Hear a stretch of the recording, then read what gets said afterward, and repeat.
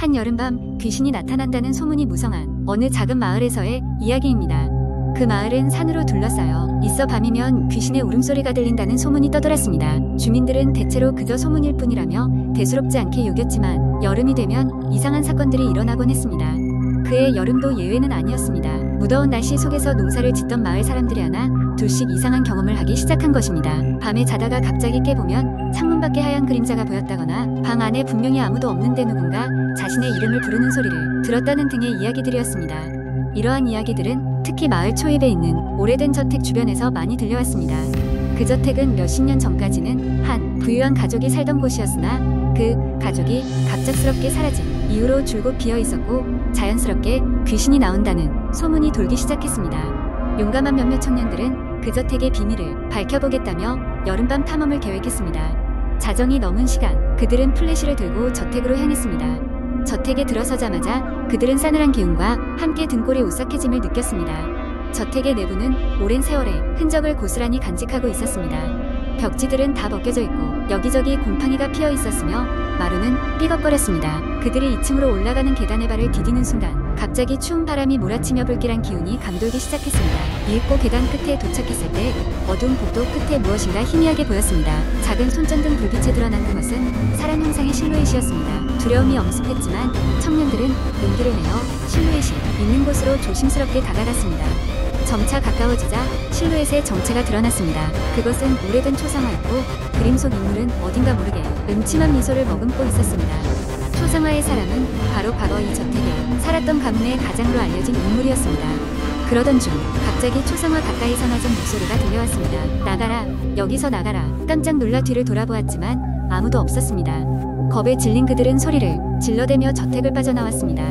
마을로 돌아온 후 그들은 저택에서 있었던 일을 마을 사람들에게 이야기했습니다. 그리고 이상하게도 청년들이 겪은 이 이야기는 단순히 겁에 질린 젊은이들 의가장된 소동으로 치부되지 않았습니다. 오히려 이 계기로 인해 마을 사람들에게 전해 내려오던 오래된 설화가 다시금 주목받게 되었습니다. 그것은 바로 저택에 살던 가문의 마지막 가장의 의문의 죽음을 맞이하고 그 이후로 그의 영혼이 저택을 맴돈다는 불길한 전설이었습니다. 마을 사람들은 가능하면 그 저택 근처를 피해 다니고 저택은 영영 잊혀진 존재가 될 줄 알았습니다.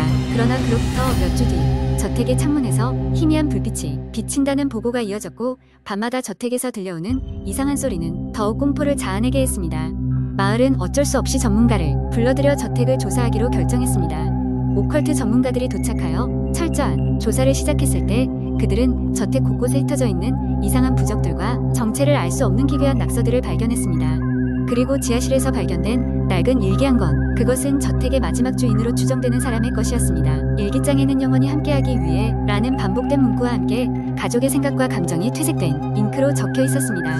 이것이 의미하는 바는 무엇인지 알 수 없었지만 마을 사람들은 일기의 내용이 섬뜩하게 다가왔습니다. 결국 저택은 영원히 봉인되었고 그 안에 감춰진 미스터리는 영영 풀리지 않은 채 남아있게 되었습니다. 이후로도 여름밤이면 그 마을 사람들은 여전히 귀신의 울음소리를 듣곤 했습니다. 아무도 정확한 원인을 알 수 없었지만 오래된 전설과 당시의 사건들은 여전히 사람들의 마음속에서 끊임없이 되풀이되는 무서운 이야기가 되었습니다. 전해 내려오는 이야기처럼 그날의 사건은 마을 사람들에게 영원히 잊히지 않을 공포로 남아있었습니다. 두 번째 이야기, 어느 여름밤 친구들과 함께 산장으로 여행을 떠났다. 산장은 깊은 산속에 자리 잡고 있었고 주변에는 숲이 우거져 있어 인적이 드물었다. 도심에서 벗어난 탓에 밤하늘에는 별이 가득했고 우리는 그 풍경에 취해 늦은 시간까지 바비큐 파티를 즐겼다.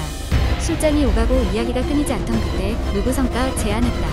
무서운 이야기에 분해 우리는 즉시 동의했고 각자가 알고 있는 공포 이야기를 하나둘 쏟아내기 시작했다. 그러던 중 친구 수지가 입을 열었다. 이 산장에 얽힌 전설이 있어. 예전에 이곳에 살던 한 여인이 실종됐는데 그녀가 이 둑들에서 마지막으로 목격되었대. 이후로 그 여인의 영혼이 산장을 떠돌고 있다는 이야기가 있더라. 수지의 이야기에 우리는 순간 긴장했고 오싹한 기분을 감출 수 없었다. 그녀의 말을 듣고 나니 모닥불의 불빛마저 흔들리는 것처럼 보였다. 그때 바람이 불어와 문이 삐걱거리는 소리를 냈고 우리는 얼어붙은 채 서로를 쳐다보았다. 밖에 나갈 사람, 갑작스러운 정적을 깬 건 용기 있는 동철이었다. 그는 주먹을 불끈 쥐고 벌떡 일어났다. 괜히 지는 것이 싫었던 우리는 그의 뒤를 따랐다. 너른 뒷뜰에는 달빛이 희미하게 드리워져 있었고 바람에 흔들리는 나뭇가지 소리만이 귓가에 스쳤다. 그때 수지가 손전등을 켜서 둘러보기에 나섰다. 밝은 빛이 나무 사이사이를 비출 때마다 우리는 다른 무언가가 숨어있을 것만 같아 소름이 돋았다. 그렇게 얼마간 뒤뜰을 방황한 후 우리는 산장으로 돌아가기 시작했다. 하지만 그 순간이었다. 수지가 어떤 것을 발견해 소리쳤다. 저기, 저거 봐. 그녀가 가리킨 곳에는 검은 그림자가 있었다. 그것은 마치 인간의 형체처럼 보였지만 반투명하고 흐릿했다. 우리는 모두 긴장한 채 그 그림자를 바라보았다. 그림자는 움직이지 않았다. 마치 우리를 응시하고 있는 것만 같았다. 확인하러 가볼래? 동철이 낮은 소리로 물었다. 우리는 누구 하나 발을 떼지 못하고 눈치만 보고 있었다.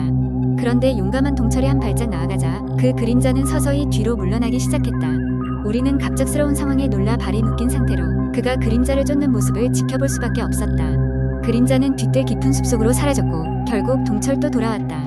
거기엔 아무것도 없었어. 그가 말했다. 우리 모두 안도했지만 여전히 마음 한구석에 꺼림칙함이 남아있었다. 다음날 아침 우리는 아직 어젯밤의 일을 떠올리며 아침 식사를 준비하고 있었다. 그때 창밖에 놓인 뒤뜰에서 이상한 소리가 들려왔다. 그것은 마치 누군가가 우리를 부르는 것 같은 소리였다. 우리는 모두 놀라서 창문 밖을 내다봤다.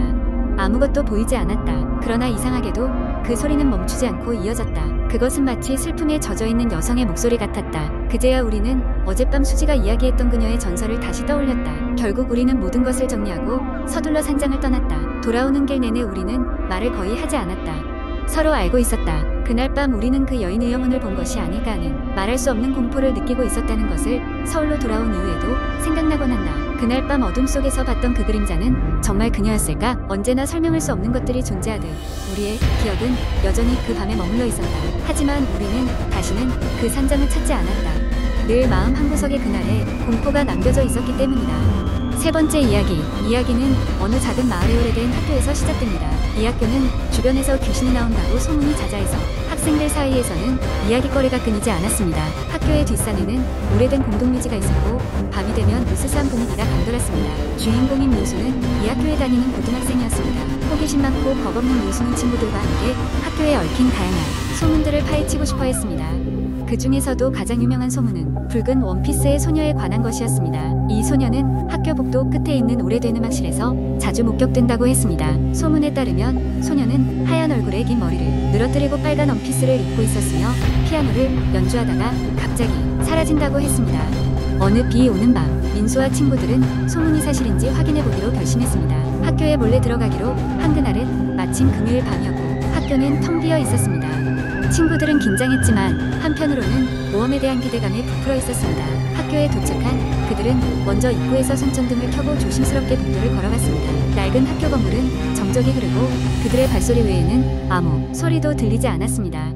그들이 음악실에 도착했을 때 누군가 피아노를 치는 듯한 희미한 소리가 들려왔습니다. 문을 열자 그곳에는 정말로 피아노 앞에 앉아 있는 붉은 원피스의 소녀가 있었습니다. 그녀는 고개를 푹 숙인 채로 피아노 건반을 누르고 있었고 그 음률은 어딘가 슬프면서도 으스스했습니다. 친구들은 재빨리 핸드폰으로 그 장면을 찍기 시작했습니다. 그런데 그 순간 소녀가 고개를 들어 민수와 친구들을 바라보았습니다. 소녀의 눈은 흰자위만 보일 뿐 눈동자는 없었습니다. 깜짝 놀란 친구들은 비명을 지르며 학교 밖으로 도망쳤고 그 과정에서 손전등과 핸드폰을 떨어뜨리기도 했습니다. 학교 밖으로 간신히 나온 그들은 달아오르는 가슴을 진정시키며 영문을 알 수 없는 그 소녀의 존재에 대해 다시 한번 생각해보기 시작했습니다. 아무도 말하지 않았지만 모두가 그 소녀의 마지막 모습이 머릿속에 깊이 박혔습니다. 다음날 민수는 핸드폰을 찾기 위해 혼자 학교에 다시 가야겠다고 결심했습니다. 친구들은 가지 말라고 했지만 민수는 그날 밤 있었던 일을 분명히 해야겠다는 생각뿐이었습니다. 대낮이라서 덜 무서울 것이라고 자신을 다독이며 민수는 어제 떨어뜨린 핸드폰이 있을 법한 음악실로 향했습니다. 음악실에 도착하자 민수는 그곳에서 이상한 냉기를 느꼈습니다. 교실 한쪽 구석에 떨어져 있던 자신의 핸드폰을 발견하고 다가가던 순간 피아노 뚜껑이 갑자기 닫히면서 큰 소리를 냈습니다. 깜짝 놀란 민수가 고개를 돌리자 피아노 옆에는 다시 붉은 원피스의 소녀가 서 있었습니다. 이번에는 그녀가 민수에게 손짓을 하며 다가오라는 듯한 신호를 보냈습니다. 민수는 두려움에 몸이 굳어버렸지만 이상하게도 그 손짓에 이끌려 천천히 움직이기 시작했습니다. 소녀는 피아노 옆에나 있는 작은 문을 열고 그를 어딘가로 인도했습니다. 그것은 지하로 이어지는 좁고 어두운 계단이었습니다. 소녀가 사라진 후에도 민수는 마음 한구석에서 그 계단을 내려가야 한다는 충동을 느꼈습니다. 거의 최면에 걸린 듯한 상태로 민수는 지하로 내려갔고 그곳에서 믿을 수 없는 광경을 목격하게 되었습니다. 지하는 여러 가지 오래된 학교, 물건들과 사진들로 가득했는데 그중 한 사진이 민수의 눈길을 사로잡았습니다. 그것은 바로 붉은 원피스 소녀가 학교에서 연주회를 하던 날 찍힌 사진이었습니다. 그녀는 이 학교의 학생이었던 것입니다. 사진 밑에는 지수 1985라는 글씨가 적혀 있었습니다. 민수는 더 이상 머뭇거리지 않고 그 사진을 들고 지하를 빠져나와 학교를 벗어났습니다. 그리고 그 후 그는 친구들과 함께 이야기를 학교 선생님께 전했고 학교 측에서는 그 사진을 바탕으로 조사를 시작했습니다. 알고 보니 지수는 1985년에 이 학교에 다니다가 불의의 사고로 세상을 떠난 학생이었습니다. 그녀의 죽음 이후 학교에는 그녀의 영혼이 남아 학교를 맴돌면서 피아노를 연주한다는 소문이 퍼졌던 것이었습니다. 민수와 친구들은 지수의 영혼이 학교에 남은 이유가 자신을 잊지 말아달라는 메시지였다는 생각을 하게 되었습니다. 그 후로 이 학교에서는 매년 지수를 기리는 작은 음악회가 열리게 되었고 이상하게도 그 뒤로는 붉은 원피스의 소녀에 대한 목격담이 사라졌습니다. 이 이야기는 민수가 대학생이 된 후에도 친구들 사이에서 회자되며 그날 밤의 경험이 그들에게 커다란 영향을 남겼음을 보여줍니다. 민수는 진실을 밝혀낸 것이 두렵기도 했지만 동시에 미지의 존재에 대한 경외심을 가지게 되었습니다. 그리고 무엇보다 그날의 경험을 통해 친구들과 더욱 끈끈해질 수 있었습니다. 이 이야기는 그 자체로도 무섭고 흥미로웠지만 학교, 친구, 그리고 사람 사이에 보이지 않는 연결을 다시 한번 생각하게 하는 교훈적인 이야기로 남게 되었습니다.